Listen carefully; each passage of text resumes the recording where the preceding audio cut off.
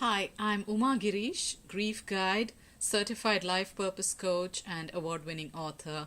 My book is called Losing Amma, Finding Home, a memoir about love, loss, and life's detours, and this was published by Hay House. In this video, I'd like to talk about the top 3 myths that many of us carry when it comes to grief and the grieving process. The very first myth is that grief has a timeline. That is so not true. Grief is not over by next Thursday. Grief is a process of ups and downs. It travels through hills and valleys. It has peaks and troughs.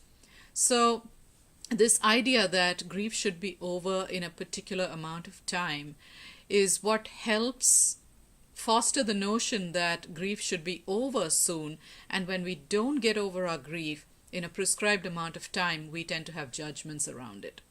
So, tell yourself that you can grieve for as long as you need to, except if it's been 4 years or 5 years and your symptoms are still as intense as they were when you lost your loved one, or when you got divorced, or when your parent was diagnosed with dementia, then it might be a good idea for you to meet with a professional.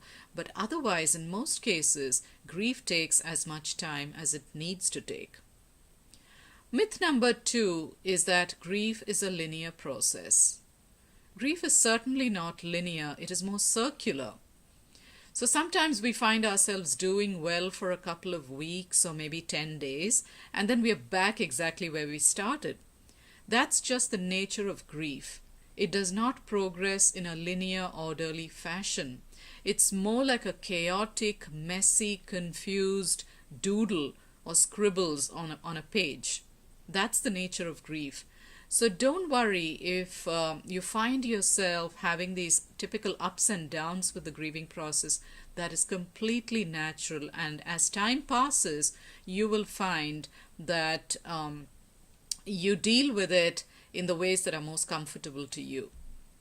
And the final myth, myth number 3, is there is a right way and a wrong way to grieve. And that is not true. There is no right way or wrong way to grieve. We all grieve differently. Some people are criers and they need to shed plenty of tears. Some people are much more stoic in the way they express grief. They don't need to talk about it. They don't have long conversations about it. They don't have too many emotional expressions around the loss. We don't know why that is. It has to do with the personality of the griever to an extent, and has to do with family of origin issues, how emotional expression was modeled in your family. There are so many factors that play into it, but to judge our way of expressing grief as right and someone else's way as wrong is doing them a disservice. So be comfortable with the idea that you need to grieve in the way that's right for you, and somebody else needs to grieve in the way that feels right for them. And that's all there is to it. Let's not get competitive about grief and figure out whose way is better and whose way isn't.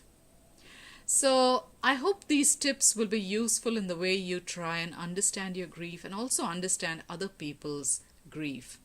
It's been wonderful talking to you on this video. Please share this video with your friends and your community if this spoke to you. And go check out my book on Amazon. It's called Losing Amma, Finding Home, a memoir about love, loss, and life's detours. Take care of that wounded heart and let go of all the myths. Let them fly out the window. Grieve the way that feels most natural to you. Talk to you soon.